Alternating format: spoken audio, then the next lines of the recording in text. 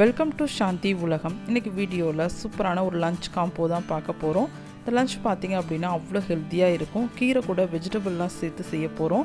இதோட சைட் டிஷ்ஷும் பார்த்திங்க அப்படின்னா ஆனியன் எதுவும் இல்லாமல் சிம்பிளான ஒரு தவா ஃப்ரை மாதிரி தான் பண்ண போகிறோம். நீங்கள் ஒர்க்கிங் உமனாக இருக்கீங்க அப்படின்னா இந்த ரெசிபி உங்களுக்கு ரொம்ப ஹெல்ப்ஃபுல்லாக இருக்கும். இன்ட்ரெஸ்டிங்கான இந்த ரெசிபியை எப்படி செய்யலாங்கிறத வீடியோக்குள்ளே போயிட்டு பார்க்கலாம். ஃபஸ்ட்டு நம்ம ரைஸ் ரெசிபி செஞ்சுக்கலாம். அதுக்கு அடுப்பில் ஒரு குக்கர் வச்சுட்டு அடுப்பை ஆன் பண்ணிக்கோங்க. அதில் கொஞ்சமாக எண்ணெய் சூடு பண்ணிவிட்டு எடுத்து வச்சுருக்க கரம் மசாலா எல்லாம் சேர்த்துக்கலாம். இந்த கரம் மசாலா கூடவே நான் கொஞ்சமாக சின்ன ஜீரகமும் பெருஞ்சீரகமும் சேர்த்துருக்கேன். இது கூடவே உங்களுக்கு பிடிக்கும் அப்படின்னா கொஞ்சமாக முந்திரி பருப்பு கண்டிப்பாக சேர்த்துக்கோங்க. இதெல்லாம் நல்லா பொரிஞ்சு வந்த பிறகு தான் நம்ம வெங்காயம் சேர்த்துக்க போகிறோம். ரெசிபி செய்ய ஸ்டார்ட் பண்ணும்பொழுது ஒரு 1/2 கிலோ போல் பாஸ்மதி ரைஸை நல்லா வாஷ் பண்ணிவிட்டு நல்ல தண்ணியில் நான் ஊற வச்சு எடுத்திருக்கேன். நம்ம வெங்காயம் தக்காளி வெஜிடபிள்ஸ்லாம் வதங்கிறதுக்குள்ள அது நல்லா ஊறி வந்துடும். நீங்கள் என்ன ரைஸ் எடுக்கிறீங்களோ அதுக்கேற்ற மாதிரி நீங்கள் ஊற வச்சு எடுத்துக்கோங்க. பார்த்திங்கன்னா நல்லா பொரிஞ்சு வந்துருச்சு. இந்த ஸ்டேஜில் நான் ஒரு மீடியம் சைஸ் வெங்காயத்தை 1/4 ஆக்கி தின்னாக ஸ்லைஸ் பண்ணி வச்சுருக்கேன். அதை இது கூட சேர்த்துக்க போகிறேன். வெங்காயம் நல்லா வதங்கி வரட்டும். இது கூடவே கொஞ்சம் இஞ்சி பூண்டு பேஸ்ட் சேர்த்துக்கலாம். நான் இன்றைக்கி 1 டேபிள் ஸ்பூன் அளவுக்கு இஞ்சி பூண்டு பேஸ்ட் சேர்த்துக்க போகிறேன். இதோட பச்சை ஸ்மெல்லாம் போகணும். இது கூடவே நான் எடுத்து வச்சுருக்க தக்காளி சேர்த்துக்கலாம்.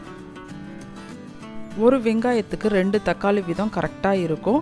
நம்ம இதில் வேறு எதுவும் சேர்க்க போகிறது இல்லை அப்படிங்கிறதால இதை கண்டிப்பாக சேர்த்துக்கோங்க 2 தக்காளியை. இது 1 பார்ட் ரெசிபிங்கிறதால டக்குன்னு செஞ்சு முடிச்சிடலாம். நீங்கள் ஒர்க்கிங் உமன் அப்படிங்கிறதா வெஜிடபிள்ஸ் எல்லாம் நைட்டை நீங்கள் கட் பண்ணி ஏர்டைட் கண்டெய்னரில் எடுத்து வச்சிட்டிங்க அப்படின்னா மார்னிங் எழுந்துட்டு டக்குன்னு இதை செஞ்சு முடிச்சிடலாம். தக்காளி எல்லாம் மசிஞ்சு வந்துருச்சு. இந்த ஸ்டேஜில் கட் பண்ணி வச்சுருக்க வெஜிடபிள்ஸ் எல்லாம் சேர்த்துக்கலாம். நான் இன்றைக்கி கேரட், பீன்ஸ், கொஞ்சம் உருளைக்கிழங்கு எடுத்திருக்கேன்.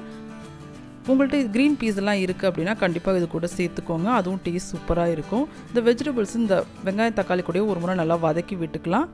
வதங்கி வந்த பிறகு நம்ம கட் பண்ணி வச்சுருக்க கீரை சேர்த்துக்கலாம். நான் எடுத்துருக்க பசலைக்கீரை பார்த்திங்கன்னா மலபார் பசலைக்கீரைன்னு சொல்லுவாங்க. நம்ம ஊரில் கொடி பசலெல்லாம் இருக்கும். எதுவாக இருந்தாலும் நல்லா வாஷ் பண்ணிவிட்டு நல்லா பொடியாக கட் பண்ணிவிட்டு சேர்த்துக்கோங்க. சேர்த்துட்டு இந்த ரெசிபிக்கு தேவையான அளவுக்கு உப்பு சேர்த்துக்கலாம். கீரைலாம் நல்லா ஓரளவு வதங்கி வந்த பிறகு தான் நம்ம தண்ணி ஊற்றி கொதிக்க வைக்க போகிறோம். ஓரளவு சுருங்கி வரட்டும். அதுக்கப்புறமா நம்ம தண்ணி ஊற்றிக்கலாம். நான் இன்றைக்கி 1/2 கிலோ ரைஸ் எடுத்திருக்கேன். அது பார்த்திங்கன்னா 2 கிளாஸ் ரைஸு, அதுக்கு வந்து ஒரு 3 கிளாஸ் தண்ணி கரெக்டாக இருக்கும். கீரைலாம் ஓரளவு வதங்கி வந்துடுச்சு. இந்த ஸ்டேஜில் நம்ம மசாலா பொடியெல்லாம் சேர்த்துக்கலாம். நான் வீட்டில் அடித்த மிளகா பொடி சேர்த்துக்க போகிறேன். கொஞ்சமாக மஞ்சள் தூள் சேர்த்துக்க போகிறேன். கொஞ்சமாக கரம் மசாலா தூள் உங்கள் டேஸ்ட்டுக்கு ஏற்ற மாதிரி சேர்த்துக்கோங்க. மிளகாய் தூளும் உங்கள் டேஸ்ட்டுக்கு ஏற்ற மாதிரி சேர்த்துக்கோங்க. எல்லாத்தையும் சேர்த்துட்டு இந்த வெஜிடபிள்ஸோட ஒரு முறை மிக்ஸ் பண்ணிவிட்டு அதுக்கப்புறம் நம்ம தண்ணி ஊற்றிக்கலாம். இன்னொரு டிப்பு பார்த்திங்க அப்படின்னா இந்த ரெசிபி செஞ்சுட்டு இருக்கும்போதே இன்னொரு அடுப்பில் நீங்கள் தண்ணி கொதிக்க வச்சுட்டிங்க அப்படின்னா டக்குன்னு நம்ம காயெல்லாம் வதங்கினதும் தண்ணி எடுத்து ஊற்றிக்கலாம். நமக்கு சீக்கிரம் குக்கிங் டைம் வந்து முடிகிற மாதிரி இருக்கும். இந்த டிப்பு நீங்கள் ஃபாலோ பண்ணி பாருங்கள். மசாலாலாம் சேர்த்தாச்சு. நல்லா ஒரு முறை வதக்கி விட்டுட்டு நம்ம தண்ணி ஊற்றிக்கலாம்.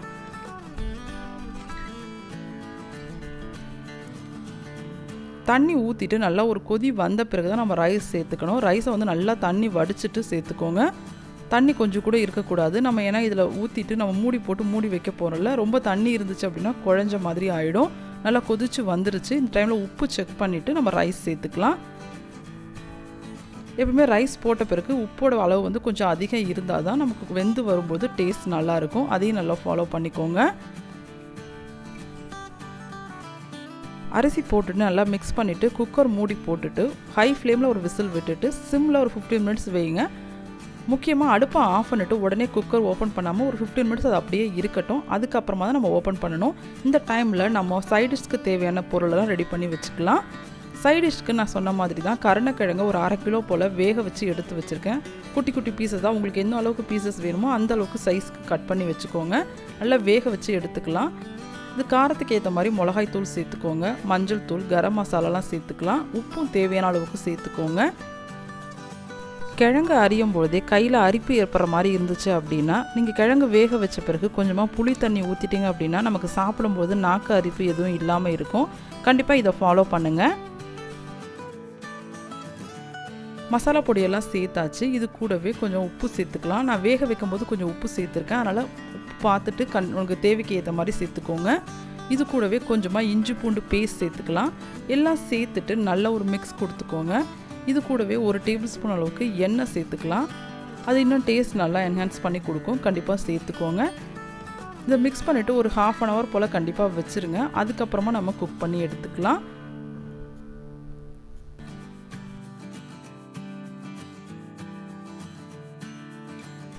ரைஸ் பார்த்திங்களா இவ்வளோ சூப்பராக வெந்து வந்துருச்சு. இது கூட வெஜிடபிள்ஸ் கீரைலாம் சேர்த்துருக்கதால அவ்வளோ ஹெல்த்தியாக இருக்கும். கண்டிப்பாக நீங்கள் ட்ரை பண்ணுவீங்கன்னு நினைக்கிறேன். ட்ரை பண்ணிட்டீங்க அப்படின்னா உங்களோட ஃபீட்பேக் கமெண்ட் பாக்ஸில் கொடுங்க. இது கூட நல்ல ஒரு சிப்ஸ் எல்லாமே அவ்வளோ சூப்பர் காம்போவாக இருக்கும். இருந்தாலும் நம்ம மேரினேட் பண்ணி வச்சுருக்க சைட் டிஷ்ஷை எப்படி செய்யலாங்கிறத பார்க்கலாம்.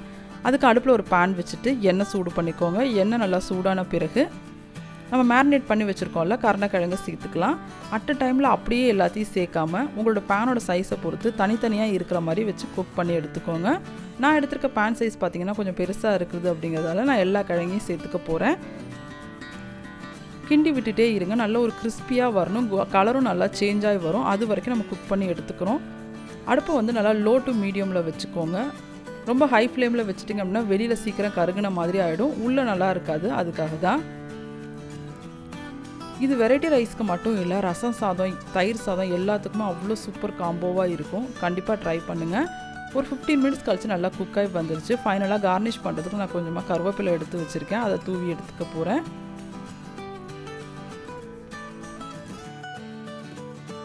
கலர் பார்த்திங்களா எவ்வளோ கலர் சேஞ்ச் ஆகி வந்திருக்கு. சிம்பிளாக செஞ்சு முடிச்சிடலாம். வெங்காயம் எதுவும் தேவையில்லை.